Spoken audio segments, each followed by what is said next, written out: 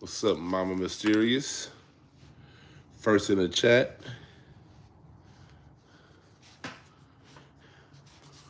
Who's up in this motherfucker? Who's up late tonight?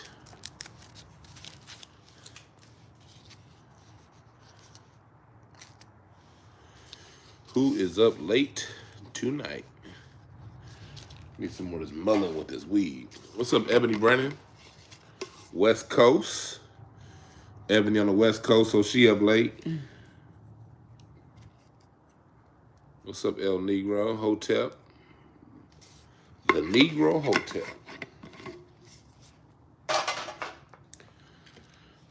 I sat down and watched the full Super Bowl for the first time since, I don't remember the last Super Bowl I watched. I think 2015, 2016, sometime around there. Oh, you late night studying?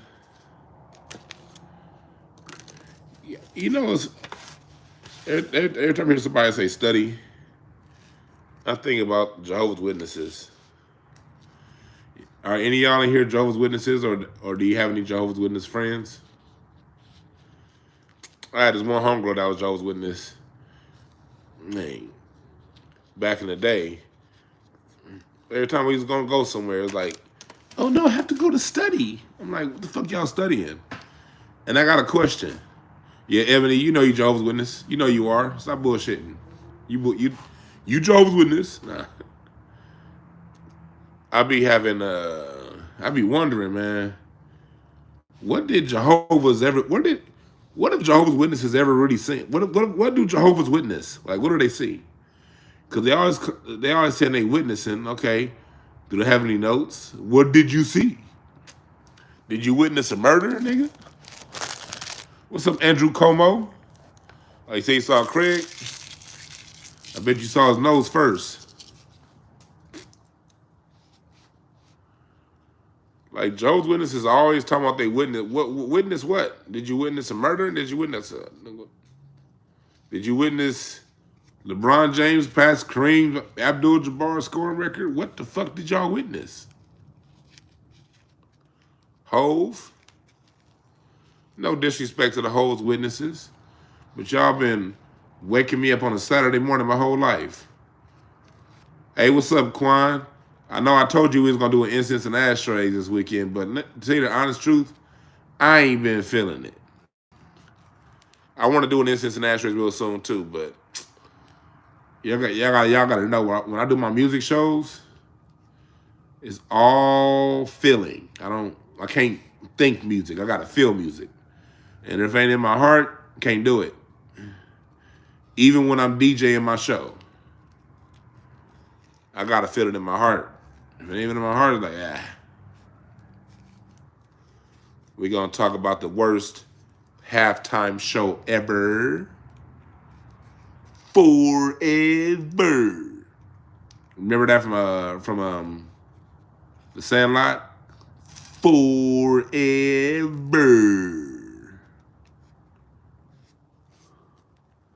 Gotta get this blunt tight, then we're gonna get started. We're gonna get started talking about the worst halftime show ever when I'm done rolling this blunt.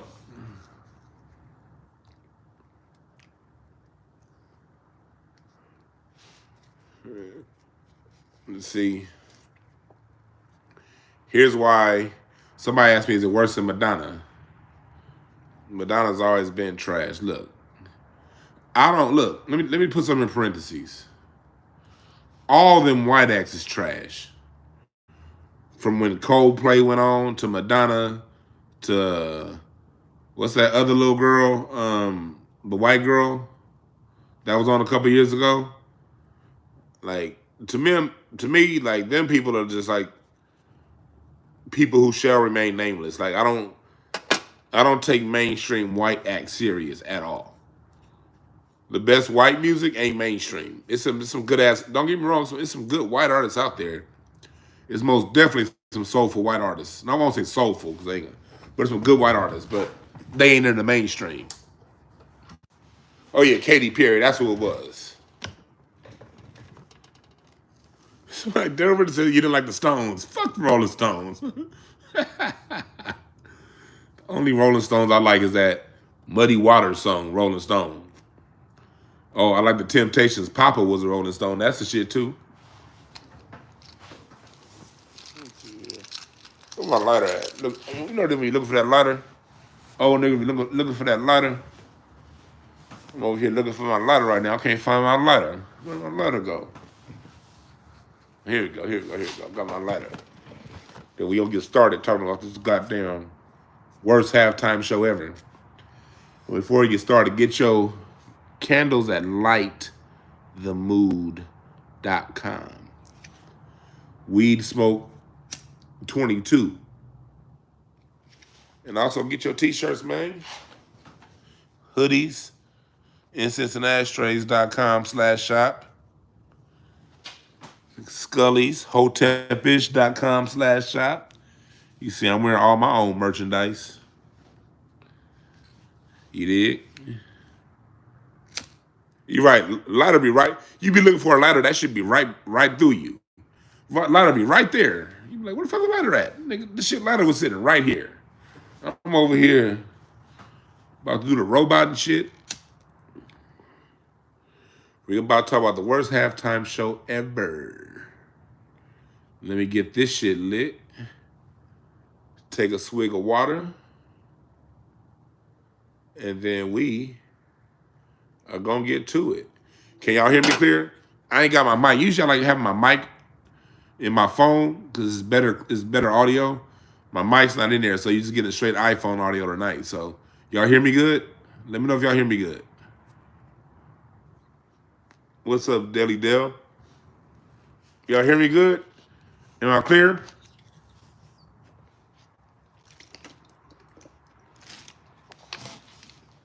Oh, another message to you podcasters. You want to make sure that you have a cup. Because drinking out of a water bottle on camera, nigga, that shit just has a weird, like you goddamn guzzling the wrong kind of shit, you know. Usually I would have that's why I don't be getting on camera, because we on camera, you got to have cups and shit. Let me get off camera while I drink my water so it don't look like I'm doing no bullshit. Look at Miles Davis. And my earthquake supplies. You know, just in case that virus hit, you gotta have that water and that. Yeah. So hopefully we in the garage right now. Hopefully my cell phone coverage won't bullshit, because I don't want to go outside. It's cold as fuck out there, man. Oh shit. Well, hold on.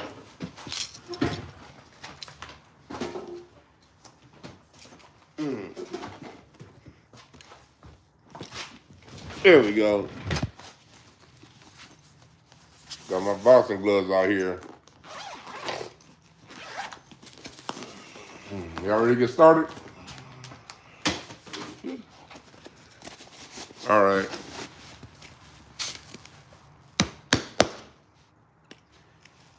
Let's get going. You said, what's up, Jeff Brown? Man, I don't give a damn about nobody calling that. Anybody, look, I'm not surprised people calling that a top performance, because music has gotten so trash that Rihanna is looked at as a credible artist. See,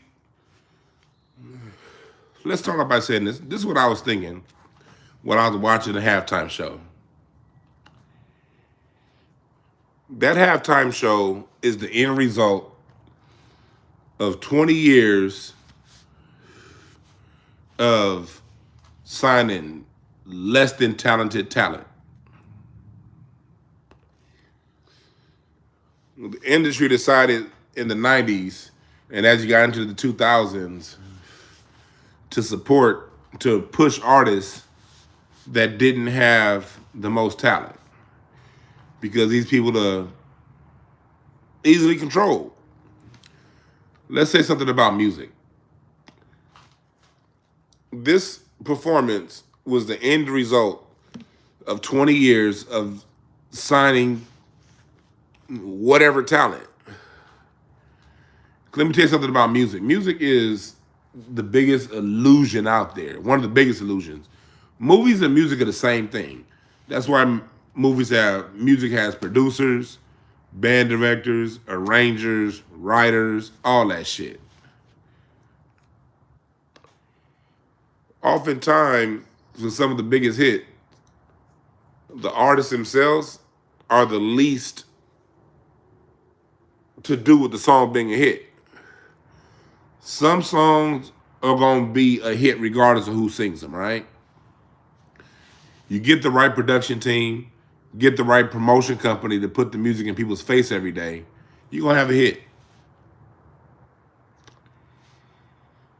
So the 2000s has been, R&B has been dead all like mainstream R&B. I ain't talking about the neo soul scene's been fine, the underground R&B scene's been fine, but mainstream R&B has been dead for over a decade, for over 2 decades now. You know, it really started, but like it really got big when we just accepted Usher and Omarion and that whole class in the early 2000s. And then we allowed Beyonce to just steal her way to the top.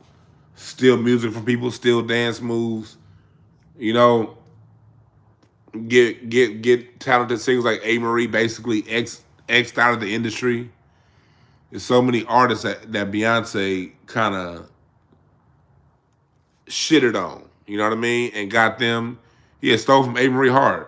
What's up, G. Mars? We got, all that went on during the 2000s. And then when you get to the 2006, 2007, 2008,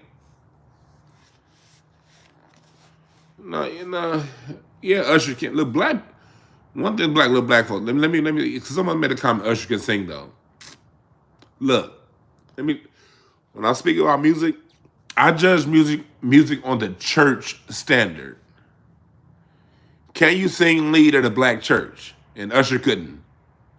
Usher would be a cool, second alto, third alto, but the brothers in the church are gonna sing Usher to shame. And Rihanna, at least Usher, and when you say sing, yes, he can sing. Black people are talented. Of course, Usher can sing. But relative to that, to Brother Moses in church, no, he can't. But at least he can sing. Rihanna, on the other hand, she wouldn't be welcome inside the church to sing.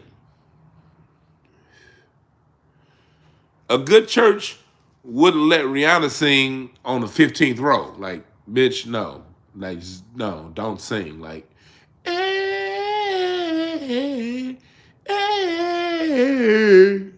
I almost hit them notes, and I can't sing for shit.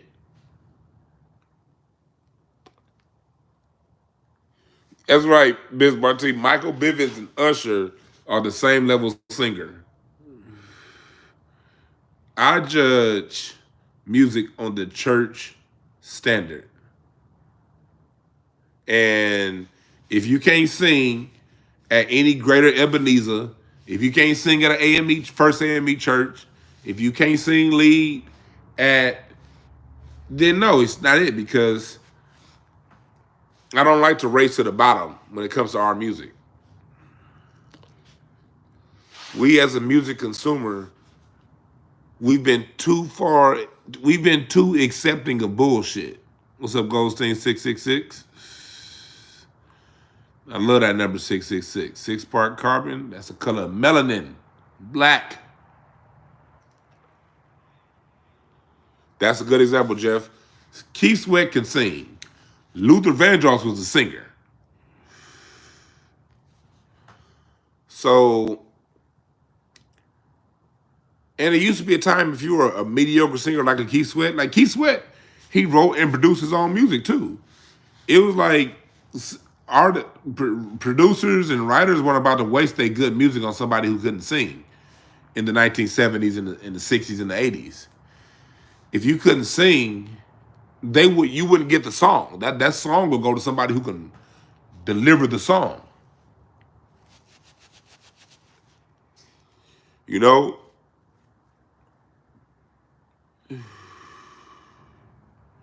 But when Diddy got a hold of our music, what's up, Ben Frank?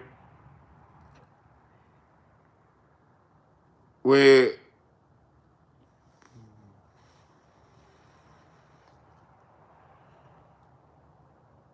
so when it come down to it,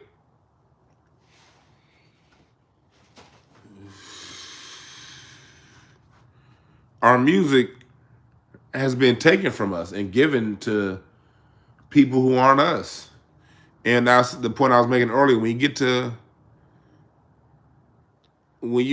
to 2006, 2007, that's when you get, remember Estelle? You'll be my American boy, American boy.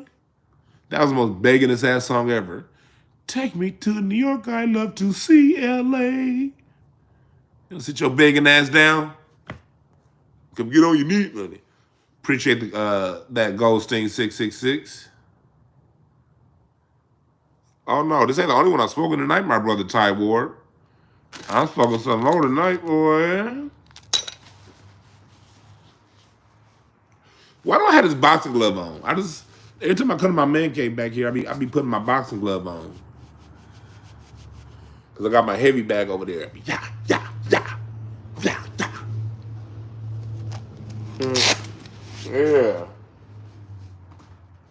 Yeah. What? Okay, I got a lot more where that come from, boy. Anyway. Oh yeah. Oh, this is the one that's almost empty. This is almost empty. But this one ain't.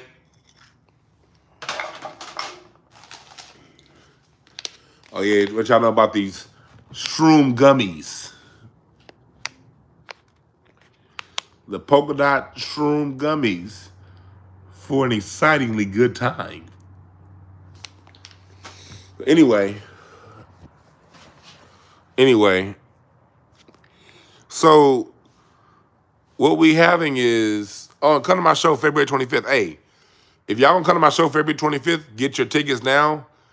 The place is not the biggest. It's a cool size venue, but I'm already like at 70% sold out, and the show is 2 weeks away. So, thank you, Quan. My show is damn near almost. It's like I'm right at about 2/3 full right now. Maybe 70% full. Between 2/3 and 70% full. So, get your tickets right now. So, what kind of bike is this?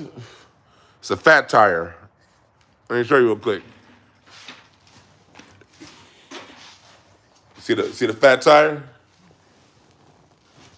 See the fat tire? Mm-hmm. Fat tire. 4-inch thick tire. That kind of bike. A sick. SIKK. That's for big niggas though. You little niggas, that's too small. That's too big for you little niggas. I'm 6'2". I'm 6'2", so it's for big niggas. Anyway, so what we saw tonight was the culmination of 20 years of citing less than talented, promoting not the best acts. That shit was dry. It was bland. She came from up top down to the bottom. And then when she got to the bottom, she didn't dance. And yeah, she was pregnant. But look, y'all know me. I'm not a Beyonce fan at all. But Beyonce took her pregnant ass out there and danced in high heels. I'll give Beyonce at least that credit. At least Beyonce uses her own voice and she could dance. At least I give her that. See, how can I say this? Being pregnant has never really stopped our foundation of Black American freedmen women from performing and putting on a good show. Why? Because when we control the music, when it's our music, they can sing good enough.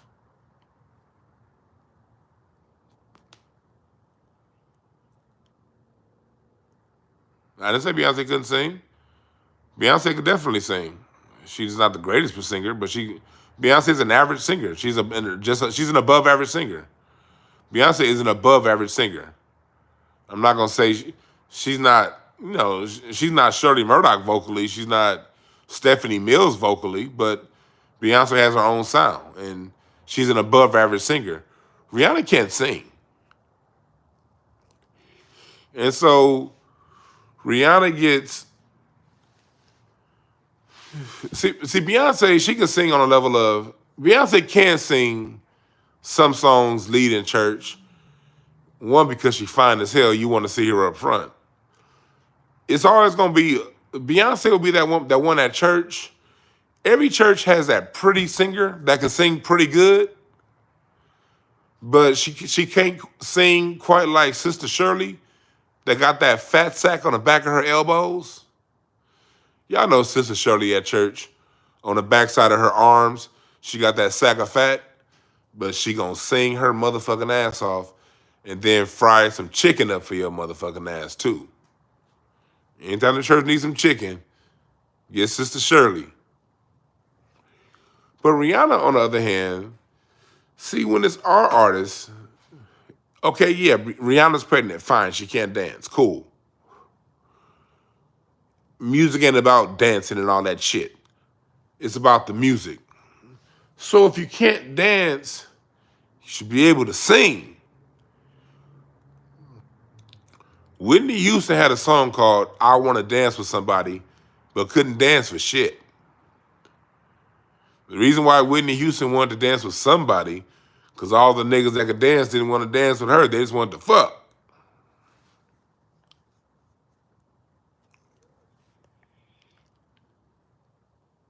So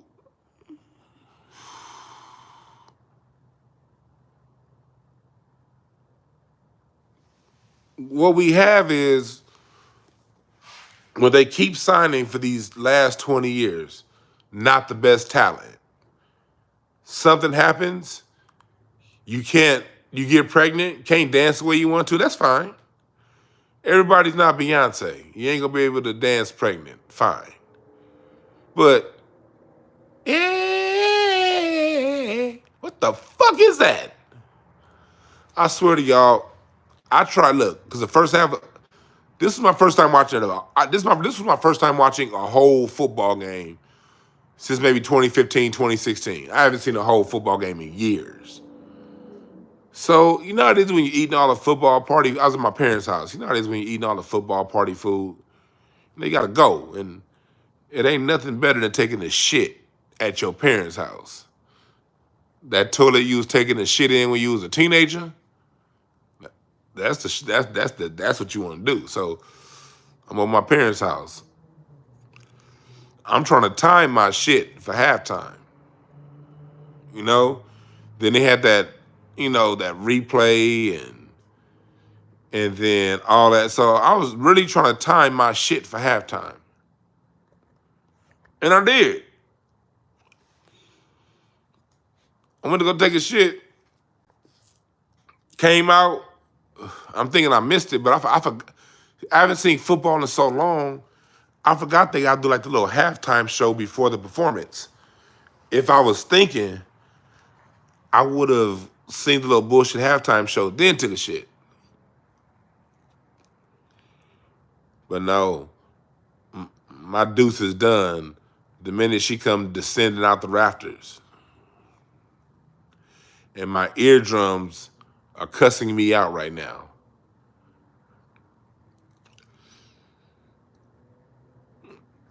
Ain't no play is safe because she pregnant. No, she can't sing.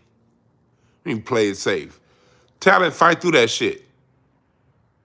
The real talented ones, and I'm not saying she's untalented. I'm just saying there are so many extremely talented black women, the mothers of R&B, that would have wrecked that performance while pregnant and singing without auto-tune. Rihanna wasn't even singing. It was a track playing. See, they've been giving us Chris Brown, Beyonce, Estelle, now Cardi B and Nicki Minaj and Rihanna.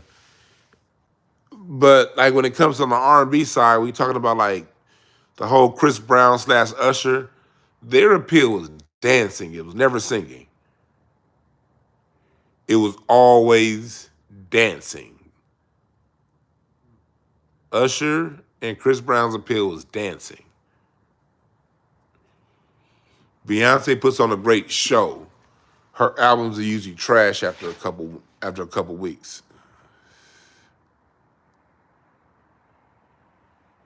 This Christmas was 15 years ago, Jeff Brown.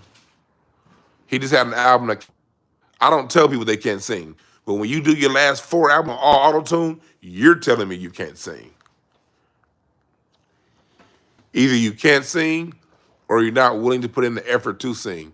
Either way it goes, you don't draw my interest. So this motherfucker Chris Brown had this. I listened to all of his last album. I listen to shit before I judge it. And every song was auto-tune shit.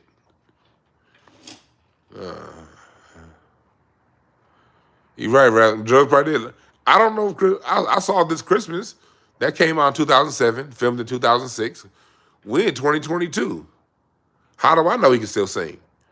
When was the last? How do you know he can still sing? Shit, Tevin Campbell could sing too in 1993. And then when we saw Tevin Campbell on the Soul Train Awards and by 96, that nigga's whole voice changed and he couldn't sing no more. I'm trying to think. Did y'all see that last clip of Chris Brown in concert? The nigga, that last Chris Brown show he did, that nigga, usually a live production of the show, of the music. This nigga literally didn't even sing over the track. Like the music, the actual song was playing. He didn't have a track playing.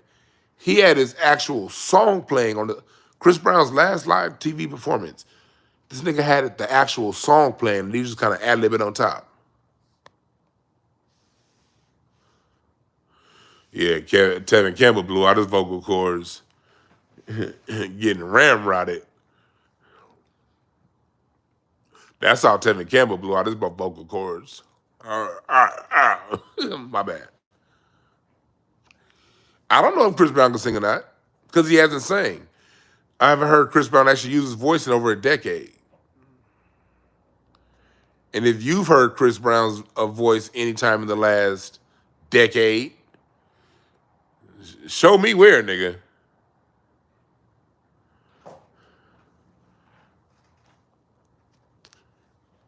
So no. Again, I judge music on the church standard. Because church is what's been holding us down musically, culturally for the last 2 centuries. So I judge music on that standard. You can't miss a note in church. You can't miss a beat. Ain't no fucking excuse. I judge R&B on the standard of how we created it before these white folks bought all of our record labels.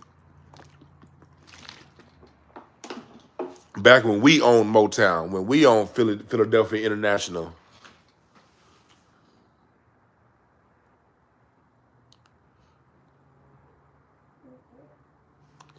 Don't tell me somebody can sing and bring us some shit from 2 decades.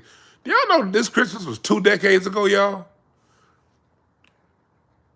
This Christmas was in 2000s. We done been through the 20 teens. Now we in the 2020s. That shit was 2 decades ago.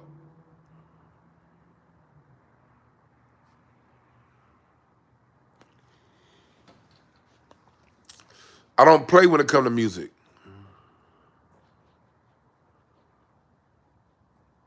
What's up, Joe? You told me how to pronounce your name yesterday. I forgot. See, we've gotten to the point to where we just started accepting anything musically, and we'll defend it. Just because they were around 20 years ago or 30 years ago, don't mean they were legit. They was releasing a lot of bullshit ass R&B in the 90s. Hell, in the 80s too. Last time there was like just good R&B all the way through was the 70s. The 80s is what brought in corny ass R&B. Nigga, 80s, we remember the hits. We don't, if you really break it down, if Michael Jackson ain't singing the hook on Somebody's Watching Me, ain't nobody listening to that shit. The only thing we liked about that song was, I always feel like somebody's watching me. And we were always like, is that Michael? I remember that came out. We was like, is that Michael Jackson?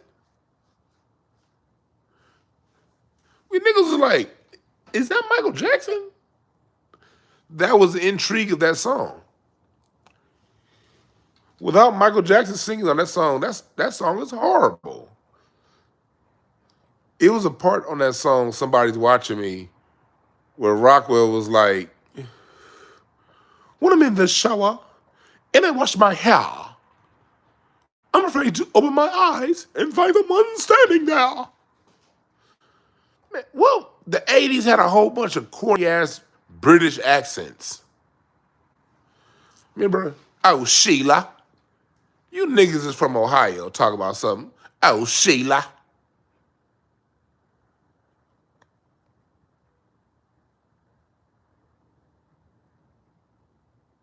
That shit was terrible. So I'm not gonna sit here and act like bad music started in the 2000s. R&B started to get bad in the 80s. And that, again, that's because, and you gotta look at what happened in the 80s. In the 80s, R&B was no longer in black hands.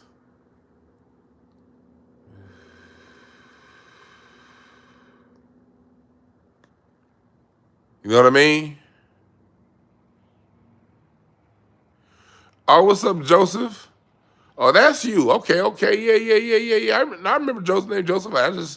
I just didn't recognize the new screen names. Welcome, brother. Welcome.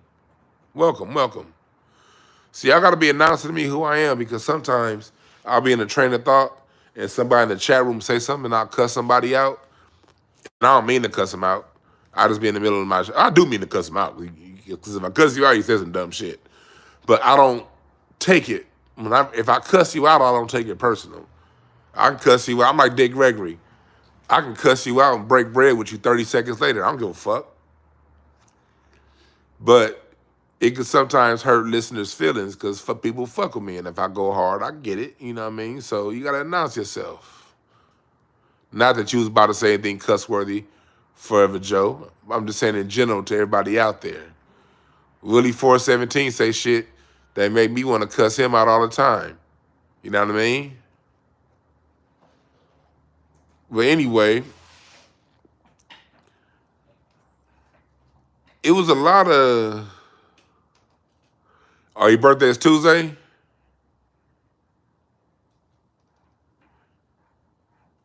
Yeah. Come on, get your reading, brother. Oh, you're going to be 44. That's a pivotal year. That's a pivotal year. That is a 44 is a 4 diamonds.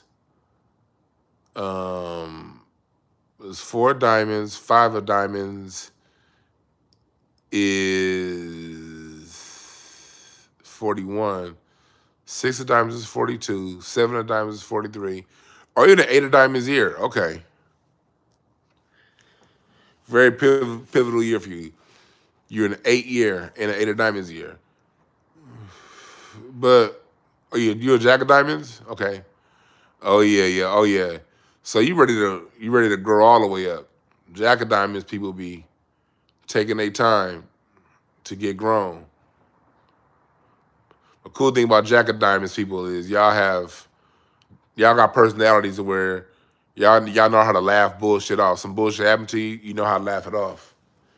Keep going. Are you a 6 of diamonds? That means you're all about values and balancing karma and values. If you're a 6 of diamonds, you shouldn't lie to people. You shouldn't lie to people if you're a 6 of diamonds because that karmic repercussion on you is gonna be hell. But if you stay within your moral ethics, Rev Williams, you'll be good. Anyway, where was I? Am I going to the gym today? It's like 10 o'clock at night, so today is over with. So where was I at before I went off? Where was I at? Quan, you know where I'm at. Oh yeah, I was talking about the music of the 80s. I was talking about music of the 80s. Music of the 80s was very corny. The 80s had a thing called, when they were recording in the 80s, they had some thing called tempo music. Like they had to always, like it had to be a song, because the 80s, go back and listen to, 80s always had some song that was that, it was always that, it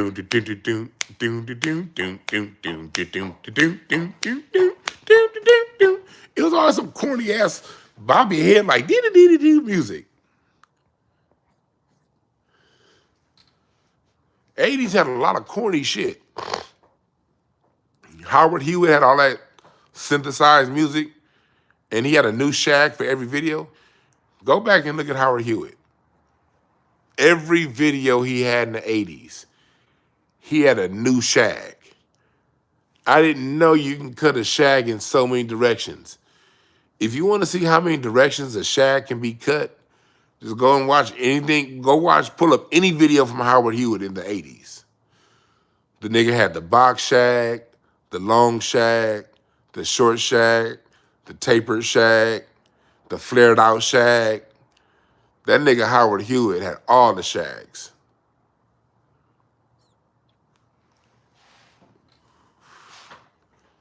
It had them cheesy ass synthesized sounds, but you still have really good singers. Yeah, he did have the mother shag. You're right. G Mars, you're right. Howard Hewitt had that mother shag where it be shaved on the side but long in the back. Oh, I hate shags. The Shag Master, right, Mark. Hey, Mark, you coming out to the show on the 25th? If you're in LA, I want to see you at my show the 25th of February. It's only like 40-something tickets left. So, yeah, like 40 tickets left. Yeah, he had the Shalimar, he did have a Jerry Curl shag, yep. Hell no, I ain't had no curl. My mama wasn't gonna let me get no Jerry curl. I ain't had no damn Jerry curl, nigga. I was 7 when Jerry curls was popular. 8, my mama wasn't gonna let me get no curl, nor did I want one. Nor did I want one.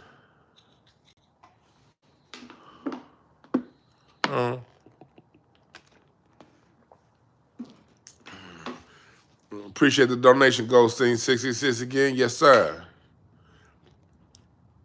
Yeah, you got a link for reading. Yeah, Queen of Clubs. Oh, that means, Jeff, you Queen of Clubs. Okay.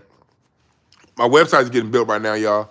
I'm going to have y'all birthdays. Y'all gonna be able to go to my breakthroughcards.com to find your birthday on my website with sometime in the next month. But yeah, Queen of Clubs sets the rules. Queen of Clubs is a teacher. Queen of Clubs is the issue with Queen of Clubs is in your mind too much, especially for Queen of Clubs men. But yeah, nah. So 80s, some night here. I want to. Why am I saying this? I'm saying this because I don't want to come off as that nigga in his 40s shitting on everything new. Matter of fact, hell, why would Rihanna's actually my generation's music? Because when Rihanna got hot, that's when I was sitting in the clubs. When Rihanna was hot, when that whole Umbrella song, oh my God, I'd hear that song Umbrella in the club every fucking night. Oh my God. That shit was hard. I was in my 20s, late 20s, like, my ears just like, the whole time I'm in the club, I'm like, I'm like, man, let me go on the smoke patio. When Umbrella came on, like, man, let me.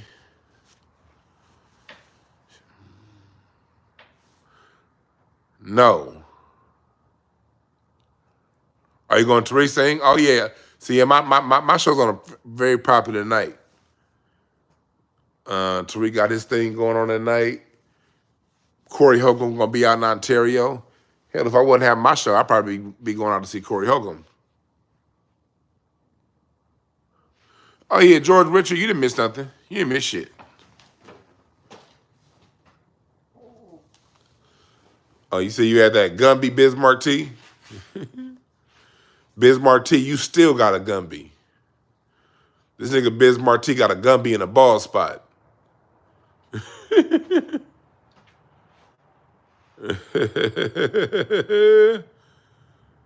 So yeah, when you go back and watch the halftime show, you know, Rihanna is my generation when it comes to music. You know what I mean? Her shit was hot when I was in the club still. Like, you know, nigga, I would be in bottle service and climb over 5 people to get out and leave out the club when Umbrella come on. What's up, KZL? So, somebody said Rihanna is the richest. Get the fuck out of here. Matter of fact, put that person on timeout. Fuck money. We talking about music. See, again, that's why, remember when I was talking earlier? I'm glad she said that. I'm glad she said that. Because again, we talking about our standards in music. Our standards have gotten so low. You'll have people talking about something, oh, they're the richest. Well, Michael Jackson was the richest too. You know what? He still gave us his best to the day he died. Wasn't none of these motherfuckers bossing more than Michael Jackson. And Michael Jackson gave us his best until the day he died. So take a stadium full of seats, respectfully. Anyway, I don't know the cars off the top of my head. I only know certain cars off the top of my head.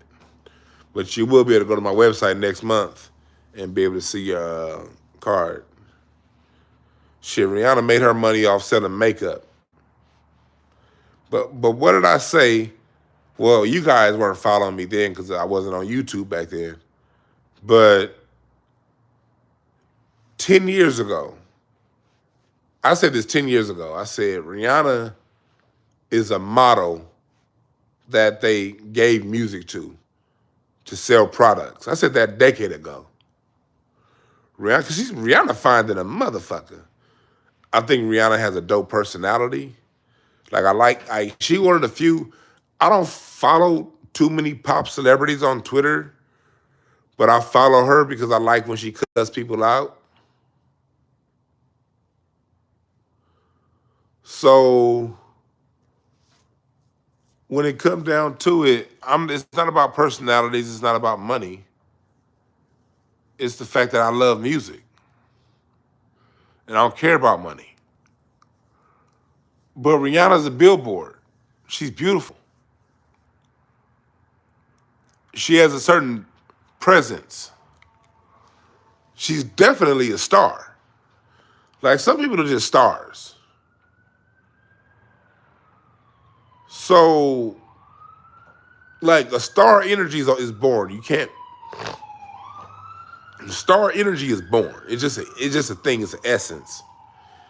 And Rihanna has that star essence. She has a lot of talent in a lot of different areas. But singing isn't one of them. So you take somebody who should have been a model. She's obviously a good businesswoman. She has a lot of great, like I said, she has a lot of great thing going for her. Yeah, Rihanna definitely has that it factor. But that it factor carries over into all different, the it factor is the it factor, whether it be in music, movies, TV, you know, basketball. Some people just got that it factor. She definitely has the it factor.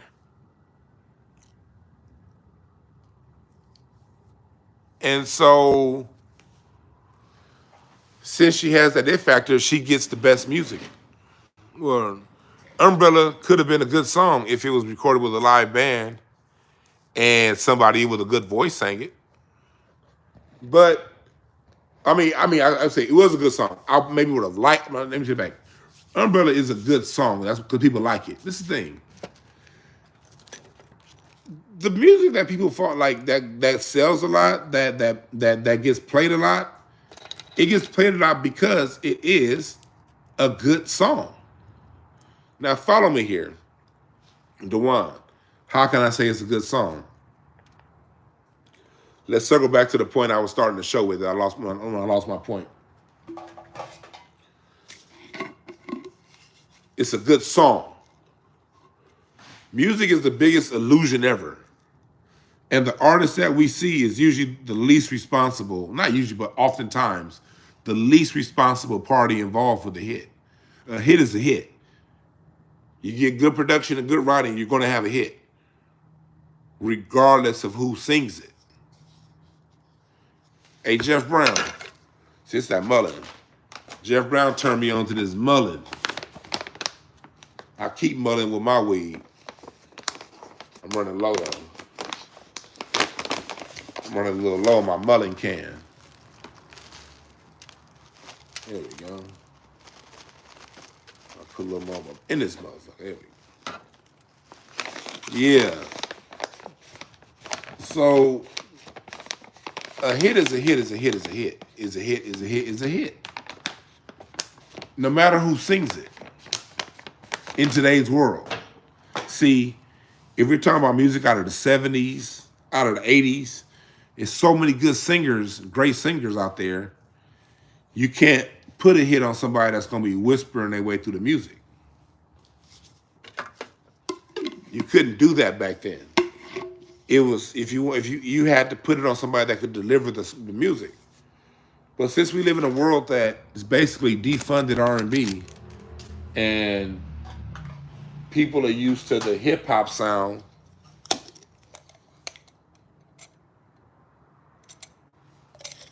you can throw anything out there.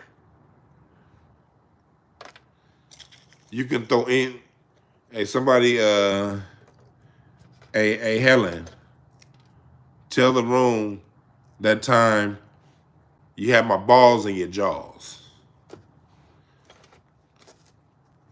Helen in the chat room, she's just mad because my balls was in both of her jaws, both sides. She was looking like Dizzy Gillespie.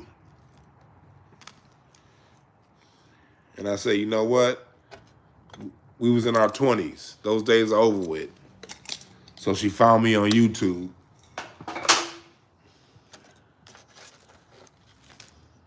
And started trolling in my chat room.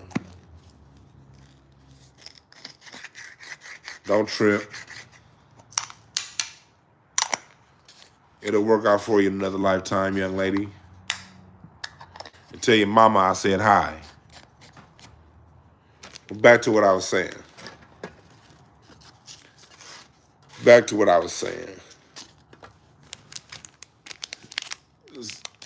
Yeah, it's all about that money. That money is gonna, that weed ain't gonna hit your chest like that.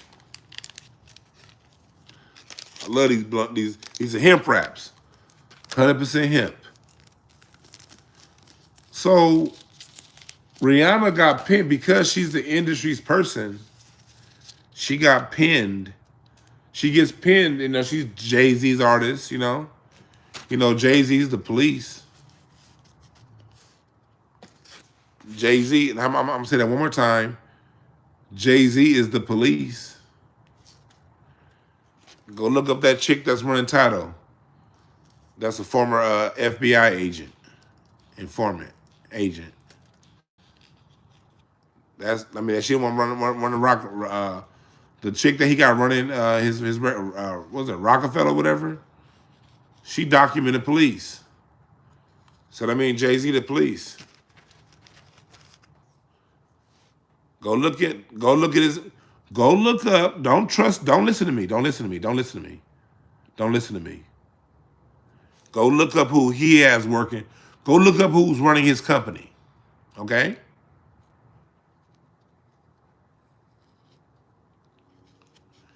And those are the people making the decisions. So when artists get pushed out of that camp, you got to ask yourself, who's really pushing that artist? Yeah, Desiree Perez, yep.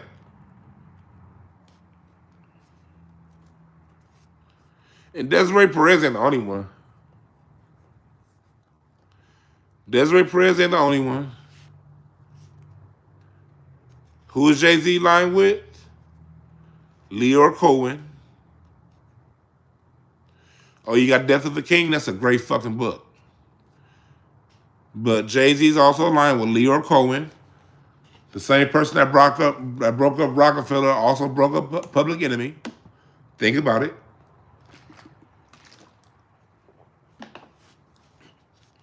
Who was that camp? Do you think, when you look at the people around that guy, do you see any upstanding people that you would assume have non-nefarious ideals? For that, I'm not telling you what to think. I'm telling you to listen to me and ask your own spirit. And if your conclusion is everybody's on the up and up, then okay. I'm not going to argue with you. But for me, DwannBrown, that don't look too up and up to me.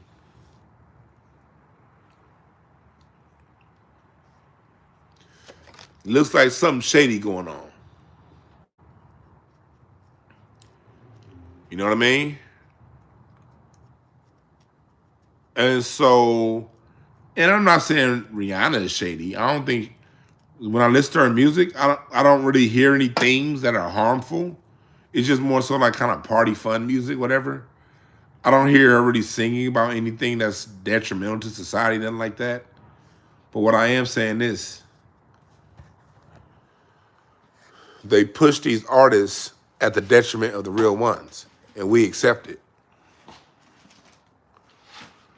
So 4 decades, 3 decades, and really the last 2 decades, because it happened slowly, but these last 2 decades, my generation, I'm a millennial, this is my generation's fault.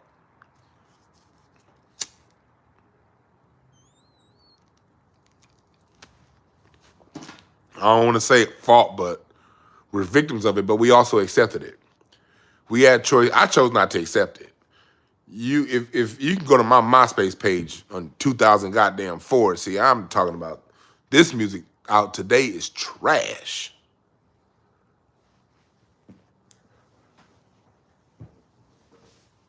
The mainstream music, the non-mainstream music is always good. But I was 21 in 2002. I remember that's when Beyonce was getting ready to go independent, whatever. From What's Up, Sugar Rosa Bloom? That's when Usher was out, Omarion was out, Ja Rule, Ashanti. I remember all them niggas getting pushed, getting all the radio play. They play Music Soul Child, twice a day, 3 times a day. But they play Ashanti once an hour. They play Jill Scott every now and again. You know what I mean? And then look what happened with the whole neo soul sound. I don't, again, and I don't like using the word neo soul because neo soul is just R&B. They try to other neo soul. That's just traditional R&B. You understand? Yeah. So what they did is you had your soul artists, because you had the so-called neo soul sound pop up 97, 96 through starting in 96. You had D'Angelo, Erykah Badu, Jaguar Wright, you had, Music Soul Child, Jill Scott, and a bunch of others. Those cats were struggling to get radio play. And they kept playing that bullshit. Yeah, you had Dave Hollister back then, real R&B. Case. Remember Case? Case was real R&B. Raheem DeVaughn.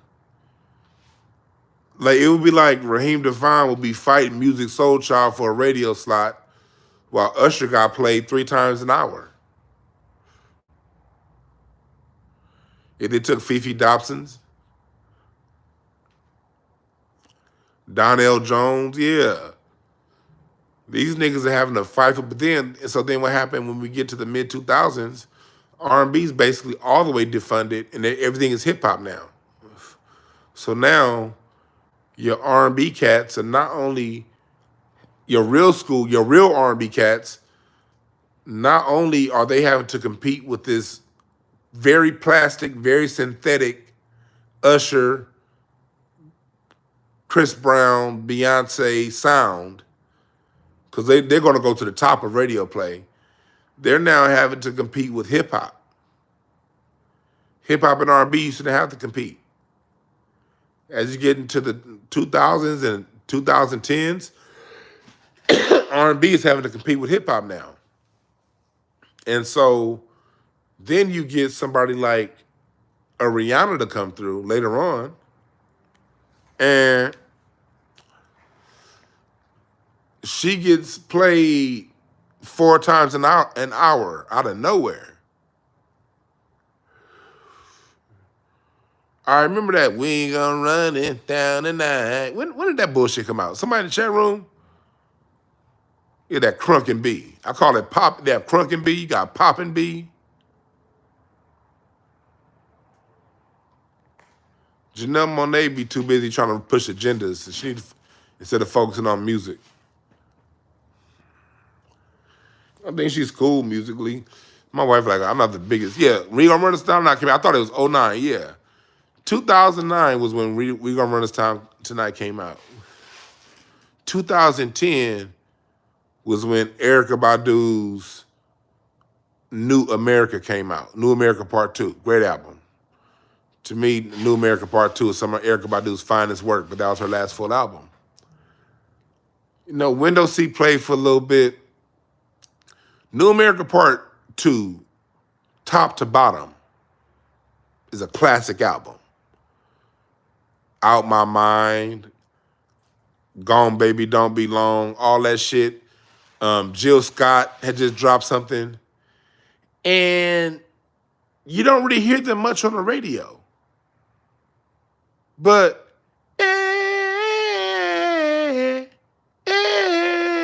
I sang that shit better than her. And I can't sing. But that's a year later still getting played 3 times an hour?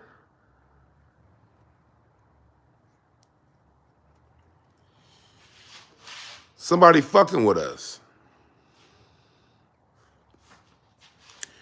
85% of music listeners are just going to listen to what was put in front of their ears. The majority of people who listen to music are going to go with whatever's being played. Most people don't have an ear for music. Most people aren't actively looking for music. We had a better chance back when they taught music in schools.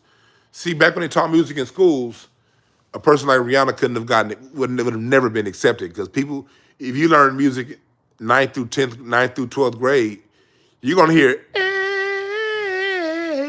and you're gonna be like, what? What's that? Sound like birds fucking.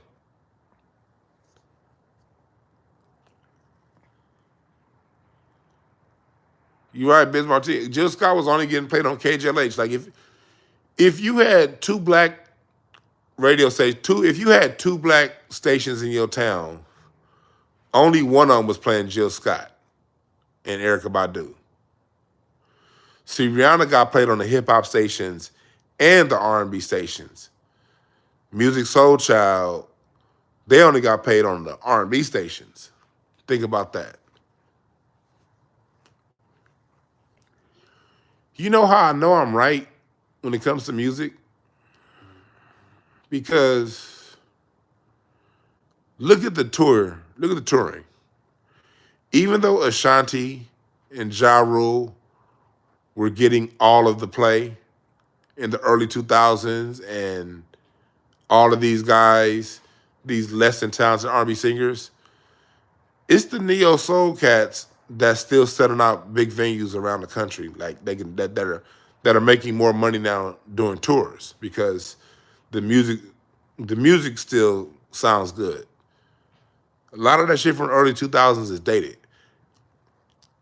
Last March in LA, we had something called the Smoking Grooves Festival. I wish they were having it again this year, but they're not because I didn't see any advertisements for it. But the cheapest ticket, the Smoking Grooves Festival was headlined by Erykah Badu and jazz great out of LA, Kamasi Washington, co-headline. But Smoking Grooves was mostly the so-called neo soul sound and soulful hip hop. That show had Erykah Badu. It was like 40 acts. I can't remember all the acts. Music Soul Child, The Free Nationals, Roy Ayers, The Internet, Nas, The Roots. I mean, it was just back to back to back to back, and it was all day. The cheapest ticket was $250. The most expensive ticket, the VIP, was $600. I tried to get VIP, and that shit sold out first. It was like 5,000 VIP tickets, and I didn't get one because it sold out fast. There were over 100,000 people in that park that spent $250 minimum, all listening to acts that never got top billing when they were on top. Think about that for a second. When we make music the right way, even though you may not get top billing right away, people gonna find you. Look at Robert Glasper. Chris Brown doing that bullshit has put Robert Glasper's music on another level. Robert Glasper's been dope, but there was such a pushback to Chris Brown saying that shit to Robert Glasper, it made people go look up Robert Glasper. And then when you found his music, Black Radio 1 and 2, and the Art Science album, I love Art Science, Black Radio 3, that people are like, yo, this motherfucker's actually pretty good, yeah. So, yeah, I go to every Robert Glasper show when he in town in LA. So music is really, people are going to listen to whatever's put in front of them. Because, like somebody in the chat room said earlier, people for the most part listen to music they turn the radio on the way to work, on the way home, or XM or whatever. And they may listen to the radio in a club but people don't really actually like dig into music, you know? And so if somebody gets played a lot, most people are going to assume, well, this person must be good because I keep hearing this song all the time. And even if you don't consciously think that, The songs are so bass and formulaic. They're like chants. You're going to start to listen to. You're going to start to like vibe out to the music whether you like it or not. If you listen to that shit 3 times an hour on the way to work and home every day.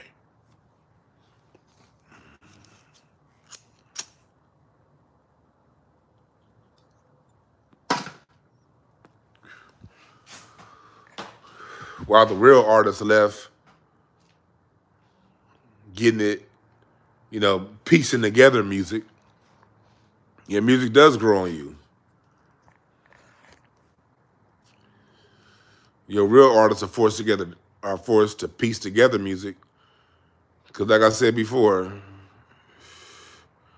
R&B is very expensive to do right. You don't really have independent artists don't have the budget to pull off R&B at the level it can be done at its highest level, I should say. They can make the music good music, but to pull R&B off at its highest level, the independent artists don't have that kind of budget. If on a 15-song project, they may be able to put off 2 songs with a decent live music band. They're gonna have to go tracks the rest of it. You gotta pay real musicians. See, when you record it live, you might have to bring in 15 different session drummers to get the sound right. If the drums ain't right with this drummer, you gotta take him out, bring in the next drummer. And then if the groove ain't right with that bass player, all right, bring me that other bass player. R&B is very expensive. Then you got to pay a horn section. Well, what if the arranged horn section doesn't really fit the song the way you thought it would? You got to throw that session out that you paid the musicians for, and re-record the horns, and record new parts on the horns until the sound gets right. Then you got to bring in those background singers. And then you may put those background singers in, then realize, the song don't sound, I ain't feeling the background singers. So you take them out and then you record the background vocals yourself, all 3 parts. Very expensive. I haven't even gotten to the string arrangements. I was talking to somebody I met that recorded on Erykah Badu's Mama's Gun album. And mind you, Mama's Gun to me, that's a hallmark album. That album should be put in the Library of Congress. Love that album, Mama's Gun by Erykah Badu. That's my favorite Erykah Badu album. But I talked to one of the producers on that album, and he was saying that, they had just enough of a budget to get some strings on some of those songs. See, and they were Motown, but still, it wasn't big budgets at Motown behind R&B when Erykah Badu was there. See, the independent artists may be able to afford a 3 or 4 string section, but some songs require a 72-piece orchestra. If you independent, can you afford to record 72 strings to layer the song properly? My Mama's Gun was Erykah Badu's 2000 album. It dropped like December 99. So it came out in 2000. Mama's Gun and Voodoo dropped like within a month of each other. Great times for music. Mama's Gun and Voodoo. And Musiq Soulchild's first album dropped like 4 months before that. Girl, I know this might seem strange. So, you got the CBD. Yeah. And so, you know what I mean? R&B is very expensive.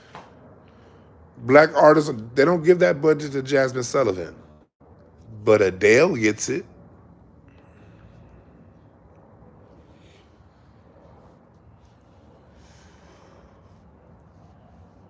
And when it comes to a singer like Rihanna, you don't want her singing in front of a live band.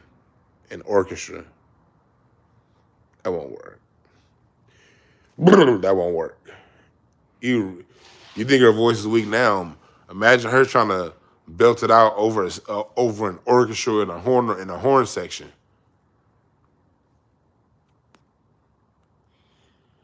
So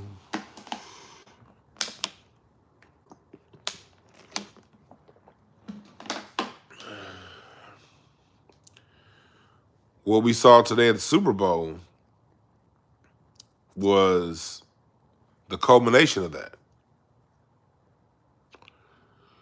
You don't want to sign the best singers. You don't want to give the black singers you got, the ones you do have signed, you don't want to give them a budget to produce R&B at his best level. So Shamari, you don't want to put the money behind the sound. You want to cut costs on the sound, and you want to cut costs on the talent. Look, women get pregnant. Women get pregnant every day, B. Shows still go on. At least if the artists that really got the talent get pushed, they'll still be able to captivate you with their voice. Like Whitney Houston's not dancing that. I don't remember Shaka Khan ever dancing. Do you? Does anybody in this chat remember Shaka Khan being known for a dance? Does Aretha Franklin, did she dance?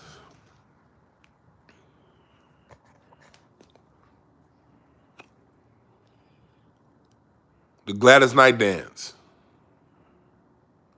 Does Anita Baker dance? Does Mariah Carey dance?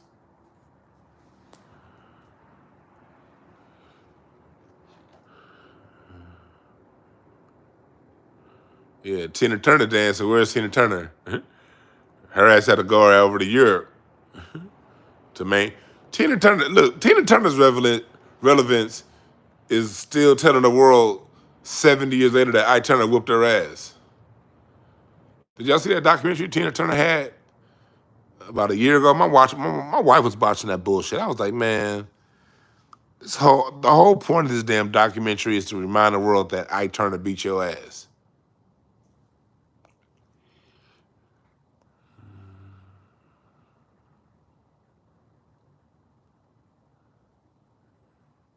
Yeah.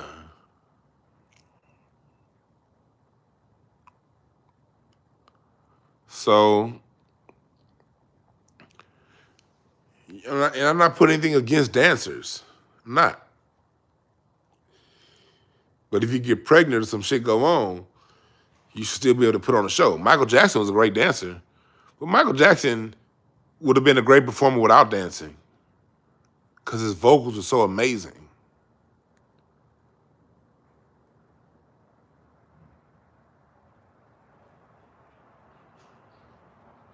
You know what I mean? Oh, Shaka Khan was sexy as hell back. Put up this picture of Shaka Khan singing in these Indian furs. She was so goddamn fine.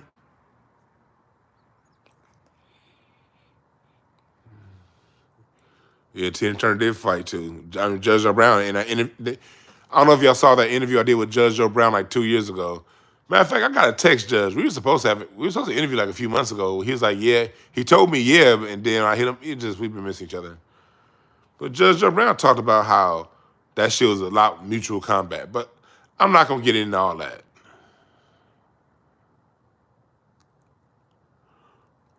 Yeah, media ain't talking about Marilyn Manson. Look, our music should be good whether you dance or not. That should be the standard.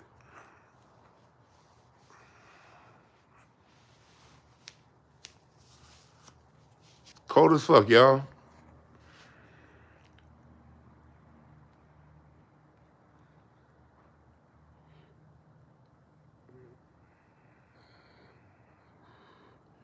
It's been too cold in LA. This is the coldest winter I remember in LA. Because usually LA would get this cold maybe for a week, sometimes 2 weeks at a time, and then back to 70-degree weather. Man, we've been in these 50s and 60s and 50s and 40s and shit.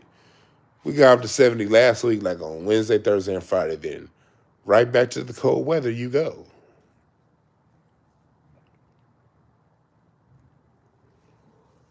And yes, cold weather to me is anything under goddamn 61 degrees.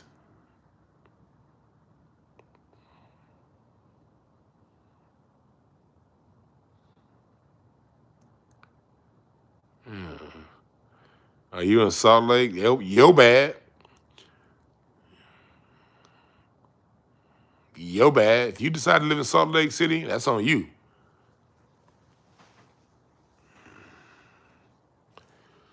Go kick it with Mitt Romney while I enjoy this good weather out here in LA.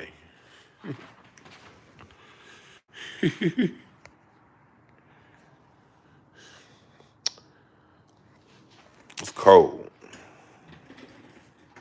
Cold as fuck. It's too goddamn cold. Again, if you choose to live somewhere where it get 10 degrees, that's your fucking problem. That ain't mine. Let me say it again. If you choose to live somewhere where it gets 10 degrees, it's your fucking problem.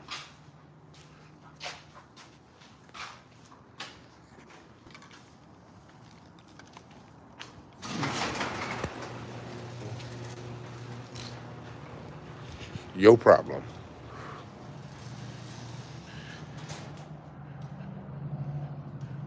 I ain't nothing to brag about living in 10-degree weather. Put on a fur coat and leave me the fuck alone. I don't own a fur coat.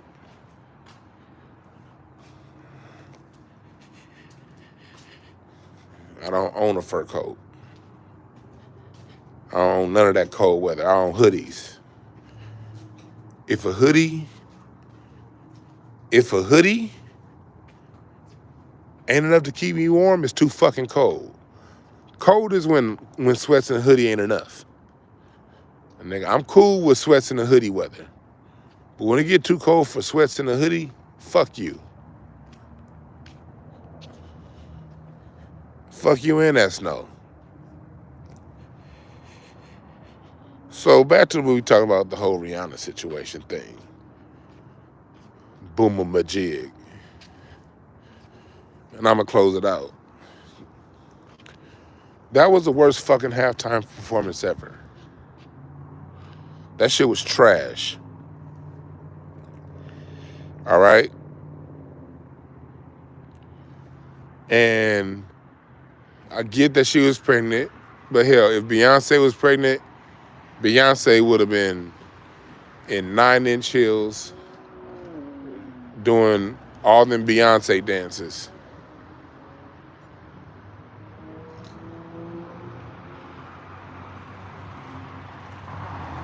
If the industry for the last 20 years signed the best singers, if you get incidental, like get pregnant, because this is natural, this is earth, it's nature. Women get pregnant, it is what it is. But I've been in church when with Sister Shanice singing her ass off, 8.5 months pregnant. You see Sister Ebony on stage with her 4th kid by her 4th dude, and she's single and 8.5 months pregnant, and it's Easter Sunday. Guess what she about to do? She about to sing her motherfucking ass off. See, another reason why Rihanna got in a fucked up situation with this is because the new listener, the people who listen to music of today, they don't care about the music, but they do give a fuck about that show. See, today's music listener is cultivated on song and dance. I mean, dance and song, not song and dance. It was today's music, popular music listener.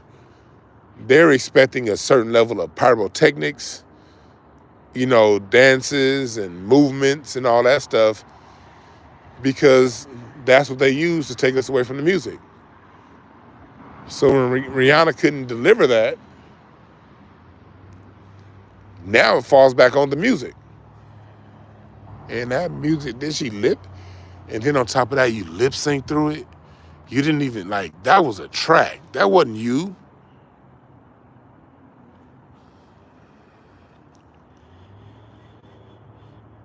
You right about that. Kiki, thank you, Sugar D. Rosenblum. Kiki Wyatt is pregnant every 3 months. She pregnant. And she gonna sing her ass off. Long as I live, you gonna be my motherfucking first love. Yeah. Kiki Wyatt sang Avant Under the Ground on that song. Now, and Avant can sing, but he was like, and only you. And she was like, my nigga. Shit. Kiki Wyatt womb ain't been at peace since, nigga, she was pre-puberty.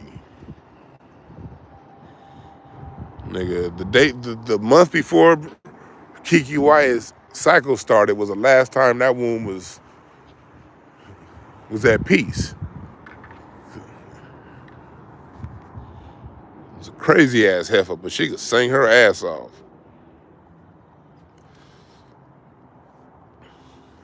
I don't do verses when it comes to singers. I don't compete. I'm gonna take Kiki Wyatt and I'm gonna take Shantae Moore.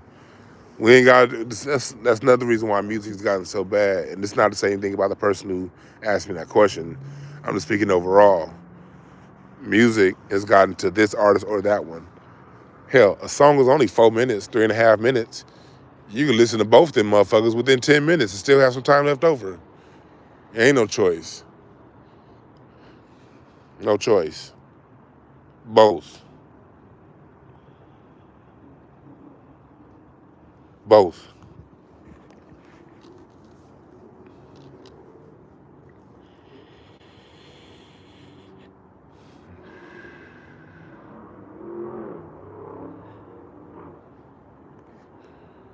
Man, somebody blocked that motherfucker. They didn't even say it right. See, this dickhead came here saying Rolling 60s, Crips, Compton. What the fuck? The 60s ain't in Compton, you dumb motherfucker. Hey, block that nigga. Moderators, please. This for being stupid. Get that nigga off my channel. Thank you, Quan. That nigga said Crips, Compton. The 60s is like a 20-mile, is like a good 15-mile drive from Compton to Compton from the 60s hood. It's like way on the other fucking side of town. The fuck you talking about? All right, Jab Man. That nigga Biz Martinez said that one was a turnstile. Well, it's not always been a battle. Oh yeah. It's always been a battle according to white people. Now, yeah, when white folks write the publications, it's a battle. If you listen to Rolling Stone magazine and Billboard, yeah, it's a battle, but that's what they music. That's what they point of view. They don't ever, ain't no fucking battle. Michael Jackson and Prince. If I want to hear some good ass guitar play, I'm gonna listen to Prince. If I want to hear something that's gonna hit my soul, I'm gonna listen to Michael. If I want to listen to something that got a good groove to it, I'm gonna listen to Prince. If I want to listen to something that got a good feeling to it, I'm gonna listen to Michael. And every scenario that I made, all of those changes and moves could all be done within 20 minutes. I could listen to 3 Prince songs and 3 Michael Jackson songs in less than a TV show. But an argument about which artist is better, is gonna last you like 2 weeks. And think about that. By the time people are done arguing about which artist is better, niggas had enough time to go through both of them artists' catalog themselves.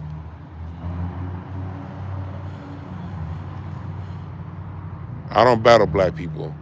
I let white, cause white folks. I don't battle. Now I do call out ops if I see a black person like Jay-Z, who's obviously the police. I'm like, oh yeah, he ain't no good for us. These people putting the poison in our music, co-signing that shit, getting rich, wealthy off our culture, and allowing them other people to get wealthier off of our culture, and they doing it for a little pittance. Now we call them out. But as far as my black creatives, man, look at these niggas is arguing right now in the chat. Shit, all right, that shit. By the time you done arguing, you could listen to to like 4 albums from each one of them artists. So why fight? There's literally enough time in the day to listen to anybody. People always talk about the top 5. Well, hip hop songs ain't even that long. The people in your top 5.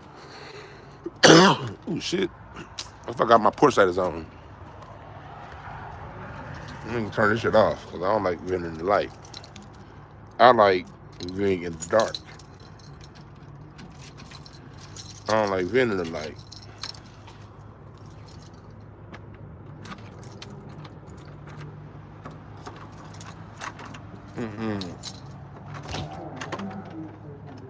There we go. There we go. There we go. There we go. There we go. I'm too high to have a goddamn light in my eyes. Yeah. You niggas done seen how I looked the first hour and 20 minutes I was on this bitch. So, yeah. By the time you get done arguing your top 5, you could have listened to all 5 of them motherfuckers within 30 minutes. Twice. Put together a playlist, nigga, and put it on shuffle. And enjoy yourself. That's how I get down. Put it on a playlist and enjoy yourself, nigga.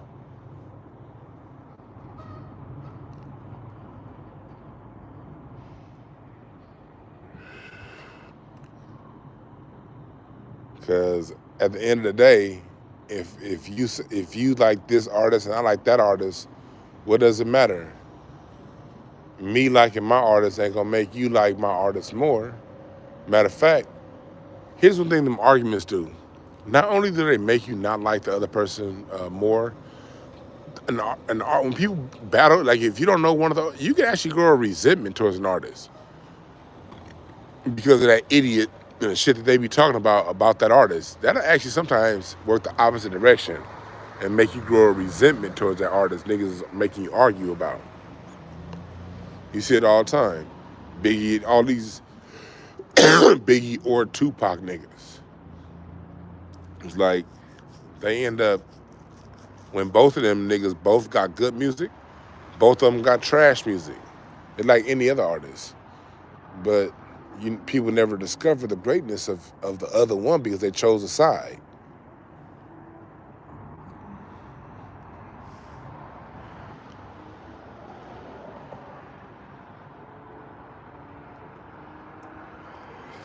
You dig what I'm saying?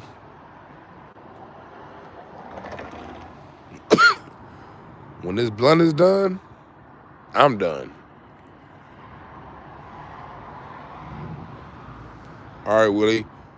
I'm about to get up out of here anyway because this blunt is almost done. So, in conclusion, I do want to say this. We accepted the bullshit-ass music in the 90s and the 2000s. And this is where it's gotten us. It's gotten us to the worst Super Bowl halftime performance ever. It was bland. There was no singing involved. It was a track being played and somebody moving their lips. It wasn't music. It was a show, but it wasn't music. And it's not to say those musicians aren't great, because there was some great musicians out there individually. Man, at least that nigga's car is fast. At least that nigga's shit was fast. I hate them loud, slow ass cars. But all that, the decisions these people been making and which artists to promote and not promote has devolved into tonight. Because all of us have seen better performances on Easter at church. Haven't we? And they didn't have no fireworks at church. They didn't even have no fake Jesus coming from the sky. But it was a better musical performance than that. Shit.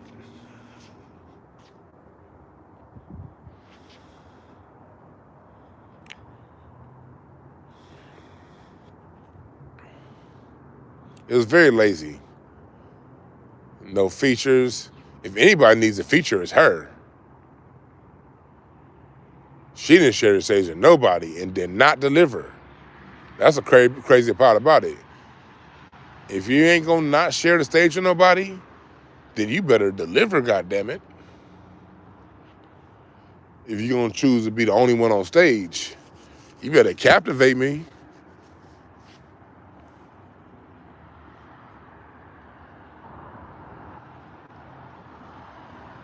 Yeah.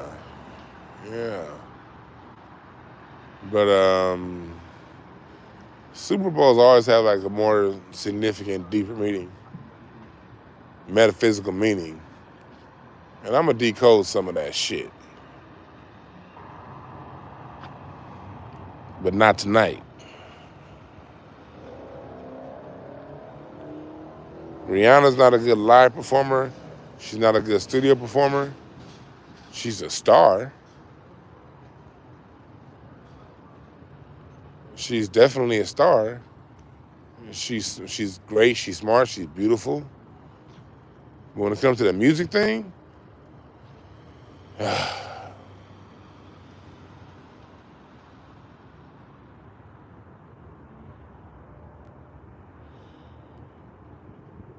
nah, I look, the reason why, the reason why I can't decode the Super Bowl right now because I haven't gotten the download. I watched the whole Super Bowl with my third eye. I was looking at it, this is my first time watching the Super Bowl in years, well over 5 years. The Chiefs, we're talking about the people, indigenous to the land, the Eagles represented by, that's the American Eagle. You got the mulatto versus the full-time nigga. It was a lot of themes going on. There's a reason why Rihanna wore that red. I gotta go back and watch that shit on mute because I cannot listen to her sing again. But I'll go back and watch that halftime performance on mute and look at some of the gestures she was making. And I don't know, if something comes through, we'll talk about it. But I will say this. Watch out. There's some shit going on right now in this country. Hold on. I'm not about to get off yet. We got to talk about these UFOs, nigga. What the fuck is going on? And these, either UFOs or Chinese balloons or, look, y'all, it's been some wild shit going on this past week. While we over here talking about all these awards and Super Bowls and sports, nigga, there's an object over Alaska they ain't been able to shoot down. Good idea, Kirk Owen. Do a reading on Rihanna. Hey, post that in the comments afterwards and remind me. I might do that. That's a good idea, Kurt. I might do that tomorrow here on the channel. Like, yeah, that's a good idea, Kurt. Hurt. I keep saying Hurt. I think I might. Y'all down for me to do a reading show on Rihanna tomorrow? To go live around, like, if I do it, because I got some shit to do in the morning. If I do it, it's going to be around 12 or 1 LA time.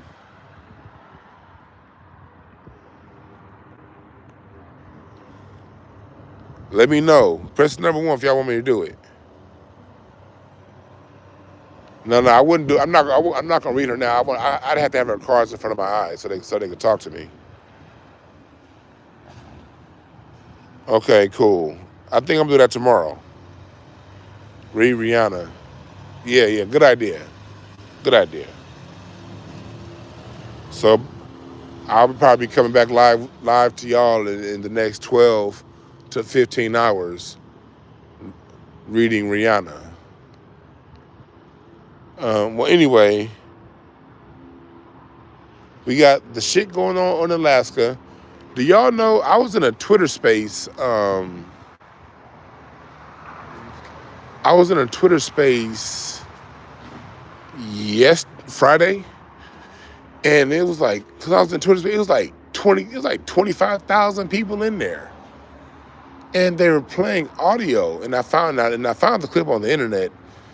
It was some congressman in Montana that went on an interview with radio and was like, yeah, we had to shut down airspace in all over northern Montana.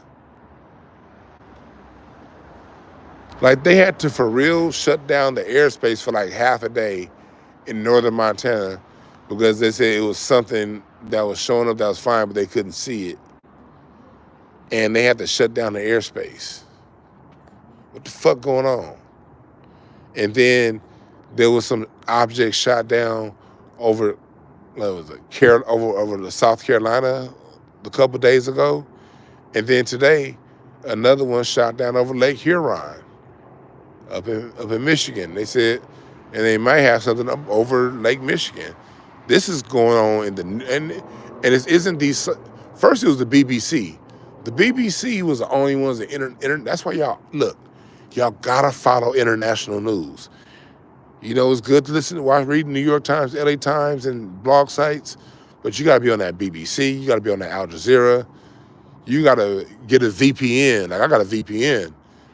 Read that shit, them French newspapers, and use Google. Then you can use Google to translate. Google Translate, nigga. Oh yeah, that's a side note. Hey, Quan, hold my spot for me, where I was. I'm talking about the UFOs. But side note, hey, I'm about to start reading a lot more shit on music and black music and stuff and black indigenous stuff here in America, because a lot of that shit is in French, y'all. A lot of that shit is in French and in Latin.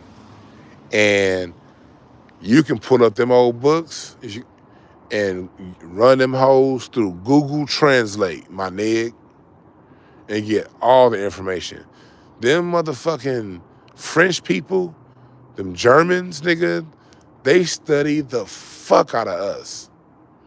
For real, for real. I mean, I'd love to get a teaching gig in Germany. I'll go to Germany to teach for like 6 months. Teach real music history. I do that shit so goddamn fast, nigga. But you get some of them old books written in the 1700s, because a lot of them shits are on, I don't have the website in front of me right now, but there's a website. Oh, what's the name of that website? It's something archives.org. It's something archives.org. But you can get like a lot of out of print books, the PDF of those books. And you get the PDF and you run the PDF through Google Translate, nigga. Ain't no more fucking hidden information, y'all. And I encourage y'all to do it yourself. But back to what I was talking about with the UFOs. with the UFOs, my nigga. Hey, Sugar D. Rosenblum, I would love to go teach in France. France got whole like college courses on Black American culture. That's another reason why like all the people talking some hip hop is Jamaican. People in France are laughing at that because there are college courses on Black American culture in France.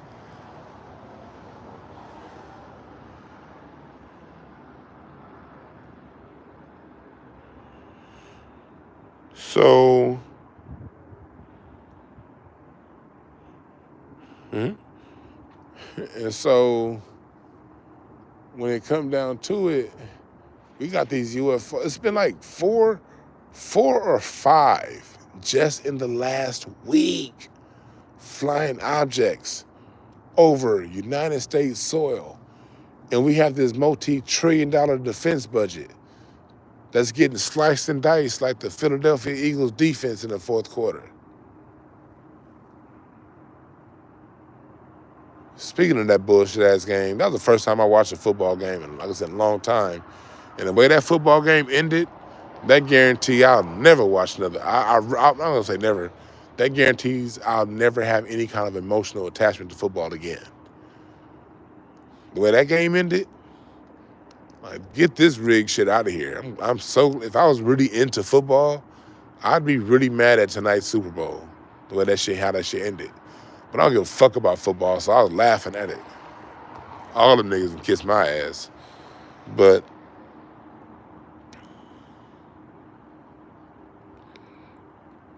what's up, Amara? Also, nigga Larry Smith in here. Yeah. So, man, how was it not rigged? Like, when I knew there was some bullshit going on when Philadelphia made that catch in the second quarter, when they were making that run again, and homie caught the ball in the shoulder pad, and they said that wasn't a complete pass. It's like, hold on. The ball can touch the ground as long as it doesn't move. And homie had the ball secured. And I'm like, oh yeah, this shit, yeah. They want this mulatto nigga to win. But that holding call is bullshit. Yeah, that Hurts fumble, man, all this shit orchestrated, man. I love basketball, but even basketball is orchestrated. There's no way in hell you'll have that much fucking money involved in it and not be certain outcomes predetermined. I'm not gonna say that they rule every game and say how every game is gonna turn out, but let me tell you something. When you got that many billions of dollars involved, you better believe that there are certain parameters and certain guidelines being followed by how some of these games turn out. Ask yourself, name any industry at any point in history that the white man has operated with integrity. Let me say that again. Name any industry, anything that the white man has run that he has operated that entity with full integrity. Name it.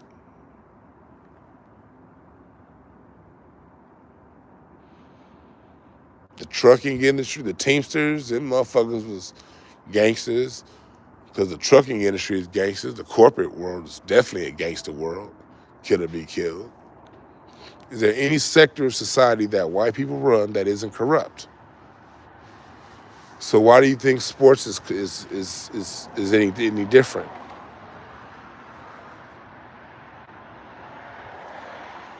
Why would you expect sports to be anything different?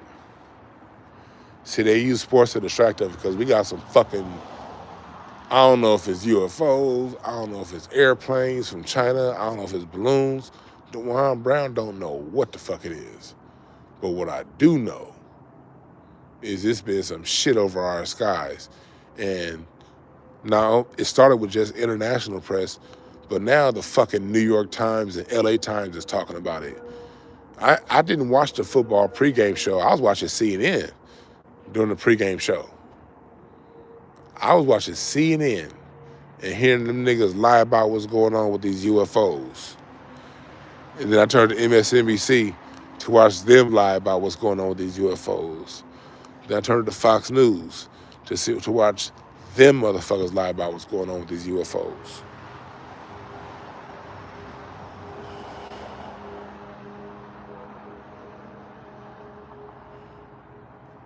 So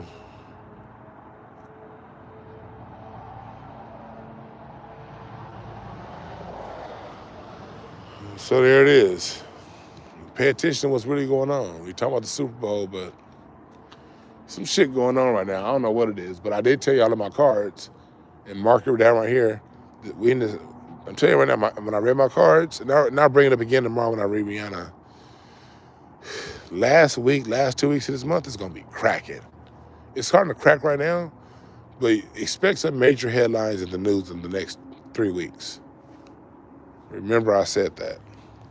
I mean, I don't know what they are, but I mean major, like some shit that's kind of gonna be like almost unsettling major. Because we used to major, the kind of majors gonna be like, okay. So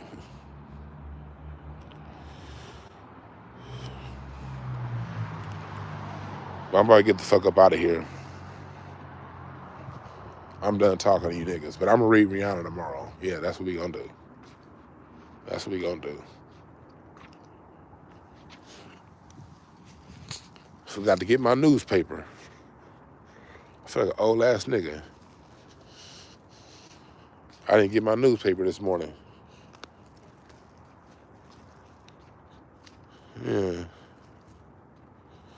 You see, every time there's another story on Instagram about the drought in Yellowstone. Yeah.